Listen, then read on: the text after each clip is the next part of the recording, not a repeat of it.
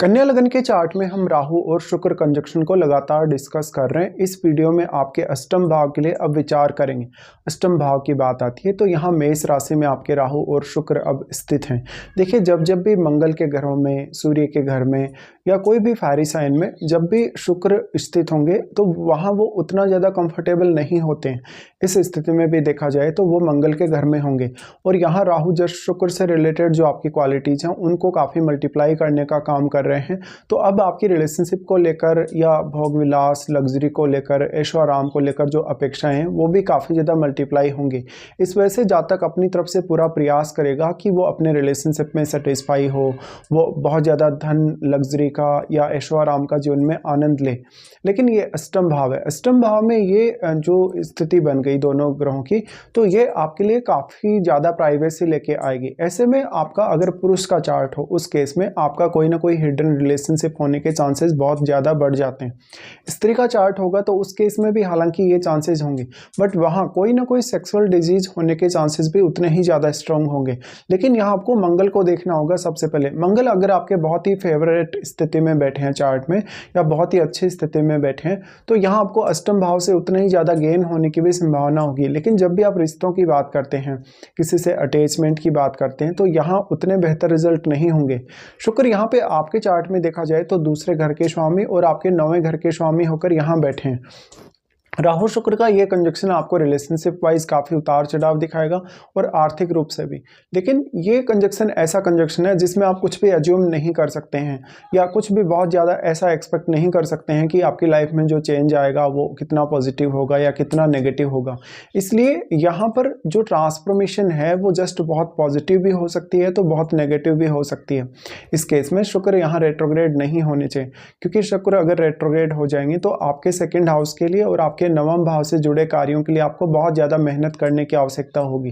यहाँ पे अब अगर शुक्र रेट्रोग्रेड हो जाए तो आपका सेपरेशन होना या इवन सेपरेशन के अलावा कोई अदर रिलेशनशिप बनने के चांसेस बहुत स्ट्रांग होते हैं। तो यहाँ पे ये कंजक्शन होने से ये बात साबित होती है कि आपका जो पार्टनर है वो आपसे कुछ ना कुछ छुपा रहा है। चाहे तो वो अपनी वेल्थ छुपा रहा है, चाहे तो उसकी वेल्थ को लेके जो एक्सपेक्टेशन है वो छुपा रहा है, चाहे तो वो अपना कोई हिडन रिलेशनशिप छुपा रहा है। इस केस में पुरुष का चार्ट अगर है तो उसका जो पार्टनर होगा यानी उनकी जो वाइफ होगी वो हो सकता है उनका एक अफेयर रहा हो या उनका एक रिलेशनशिप मैरिज के साथ साथ चल रहा हो। अगर मान लो किसी स्त्री के चार्ट में ये कंजक्शन बन रहा है 8th हाउस में, तो जो पुरुष है उसका एक रिलेशनशिप बहुत लंबा चला हो सकता है या एक मैरिज भी इवन हुई हो सकती है। तो यहाँ पे जो कहीं ना कहीं रिलेशनशिप को लेकर स्थिति है या जो आपका जो मैरिटल स्टेटस है उसको लेके जो स्थिति है कहीं ना कहीं वो काफ़ी ज़्यादा हाइड रहती है, काफ़ी ज़्यादा प्राइवेसी वहाँ होती है इस केस में। लेकिन आपके इन लॉज भी कभी कभी ऐसे होते हैं जो काफ़ी झूठ बोल सकते हैं अपने जो बच्चा है उसके लिए, चाहे वो स्त्री हो चाहे पुरुष हो। तो इस स्थिति में काफ़ी सारी चीज़ें यहाँ ऐसी हैं जो प्राइवेट हैं, जहाँ पर आपको और भी ज़्यादा रिसर्च करने की आवश्यकता पड़ेगी। अब यहाँ जो मंगल हैं वो चार्ट में कैसे स्थिति में है, क्योंकि मंगल बहुत ही अच्छी स्थिति में अगर होंगे या मंगल मान लो रेट्रोग्रेड कंडीशन में होंगे तो वो ये सारे की सारी चाहते हैं और ज़्यादा बढ़ा देते हैं। इस केस में आपका इवन कभी कभी ऐसा भी होता है कि जो इन लॉज का आपकी लाइफ में इंटरफेयर है या मैरिज का जो आपका रिलेशनशिप है पार्टनर के साथ उसमें इंटरफेयर बहुत ज़्यादा बढ़ जाता है और आपके जो इन लॉज हैं वो वेल्थ के मामले में, धन के मामले में, ऐशो आराम के मामले में आपको काफ़ी डोमिनेट करना स्टार्ट कर देते हैं।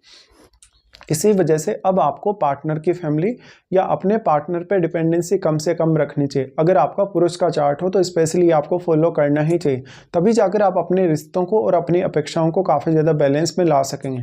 यहाँ पर आपको ये कोशिश भी सबसे ज़्यादा करनी चाहिए कि आप दूसरों पे अन्य मामलों में भी डिपेंडेंसी कम से कम रखें। जैसे किसी से आपको कोई भी रूप में अगर गिफ्ट प्राप्त हो रहा है, कोई भी उपहार प्राप्त हो रहा है, मेनली आपको कोई भी धन, लग्जरी जैसी चीज़ें अगर प्राप्त हो रही हैं तो उनको आपको अवॉइड करना होगा। यहाँ पे अब शुक्र क्योंकि सेकंड हाउस के लॉर्ड होकर तो बैठे हैं, लेकिन सेकंड हाउस में आपके केतु बैठे हैं, तो केतु होने के केस में फैमिली के साथ भी अक्सर जो जातक है काफ़ी उतार चढ़ाव फेस करता है। अगर हम यहाँ पे राहु की दृष्टियों के हिसाब से और शुक्र की दृष्टियों के हिसाब से बात करेंगे तो सबसे पहले यहाँ राहु एस्पेक्ट कर रहे हैं आपके 12th हाउस को। 12th हाउस को एस्पेक्ट कर रहे हैं तो मैरिज होने के तुरंत बाद हो सकता है आपका कुछ फॉरेन कनेक्शन बने या तो फिर फॉरेन जाके आप सेटल होने को देखें। तो यहाँ पे एक बहुत बड़ा चेंज आपके कैरियर को लेके और आपकी आर्थिक स्थिति को लेके आने की संभावना है। अब जो प्लैनेट यहाँ राहु और शुक्र के साथ बैठा है आपके अष्टम में, वो प्लैनेट भी इसी तरीके से रिएक्ट करेगा, क्योंकि यहाँ राहु उस ग्रह की जो क्वालिटीज़ हैं या उस ग्रह का जो कारकत्व है उसको भी काफ़ी मल्टीप्लाई कर रहे हैं। तो अब वो ग्रह आपके चार्ट में जिन जिन भावों का स्वामी होकर यहाँ अष्टम में बैठा है, उन भावों को लेके आपकी एक्सपेक्टेशंस बहुत ज़्यादा हाई होंगी और उनका रोल भी काफ़ी ज़्यादा इंपॉर्टेंट हो जाएगा आपकी लाइफ में। तो अब यहाँ पे आपकी बहुत सारी छुपी हुई ऐसी रिक्वायरमेंट्स हो सकती हैं, ऐसी छुपी हुई अपेक्षाएं हो सकती हैं जो आपके रिलेशनशिप को लेकर हैं, जो कहीं ना कहीं पार्टनर को बताने को लेकर हैं, लेकिन आप उनको बता नहीं पाए किसी ना किसी रीजन से, क्योंकि आप अपना भी कुछ ऐसी कमी हाइड कर रहे हैं यहाँ पे। अब राहु का प्रभाव जो 12th हाउस पे है, उस वजह से आपका कोई ना कोई हिडन रिलेशनशिप होना या हिडन तरीके से कोई ना कोई अफेयर होने की संभावना काफ़ी ज़्यादा बढ़ जाती है। इस केस में 12th हाउस में बैठे हुए ग्रह को देखिए, क्योंकि 12th हाउस में बैठा हुआ ग्रह अगर राहु का एक मित्र ग्रह होगा तो राहु आपकी क्रिएटिविटी को बढ़ाने का काफ़ी अच्छे से काम करेंगे और आपको बहुत ही ज़्यादा कहीं ना कहीं डीपली क्रिएटिव बनाएंगे। इस वजह से आपको अपने स्किल्स पर भी ध्यान देना होगा। राहु का प्रभाव हालांकि यहाँ जो सूर्य का घर है उन पर है, तो सूर्य की प्लेसमेंट भी आपके लिए मायने रखती है। इसके साथ ही जो आपके 12th हाउस में प्लैनेट आ गया, क्योंकि हम 12th हाउस को वैसे उतना अच्छा नहीं मानते, तो उसका संबंध आपको सूर्य के साथ देखना होगा और जस्ट राहु की दृष्टि उस ग्रह पर पड़ गई, तो उस ग्रह से रिलेटेड कहीं ना कहीं जब भी आप निर्णय लेंगे तो थोड़ा बहुत आप इल्यूजन का शिकार होंगे या आपकी अपेक्षाएं बहुत ज़्यादा स्ट्रांग होंगी। यहाँ पे फिर राहु और शुक्र दोनों का ही प्रभाव आपके सेकंड हाउस पे होगा। इस केस में अब केतु जो आपके सेकंड हाउस में बैठे हैं, जितना भी सारा एनर्जी सेकंड हाउस के साथ एक्सचेंज हो रहा है वो सारा एब्जॉर्ब कर रहे हैं और इस वजह से आपको काफ़ी कठिनाई होगी, क्योंकि एक तरफ यहाँ शुक्र का घर है आपका सेकंड हाउस, दूसरी तरफ शुक्र भी अपना प्रभाव डाल रहे हैं, लेकिन केतु यहाँ सारा का सारा एनर्जी एब्जॉर्ब कर रहे हैं या एनर्जी की कमी पैदा कर रहे हैं। अब यहाँ राहु वैसे तो केतु को प्रभावित कर पाएंगे, बट केतु और इनके बीच में 180 डिग्री का एंगल है, तो जितना एंगल होगा उतना ही प्रभाव यहाँ पड़ेगा, क्योंकि सब कुछ यहाँ बैलेंस में है। और यहाँ पे लेकिन शुक्र के पास इतना ज़्यादा पावर है कि शुक्र बहुत ज़्यादा मल्टीप्लाई हुए हैं, उनकी क्वालिटीज़ काफ़ी मल्टीप्लाई हुई हैं, तो उस वजह से यहाँ जो शुक्र का प्रभाव है वो आपके सेकेंड हाउस पर ज़्यादा रहेगा। इस स्थिति में उसके बाद आपको देखना होगा कि क्या केतु के साथ भी आपके सेकंड हाउस में कोई अन्य ग्रह स्थित है। जो भी अन्य ग्रह स्थित होगा उससे रिलेटेड आपकी जो अपेक्षाएं होंगी वो कभी भी पूरी नहीं होंगी।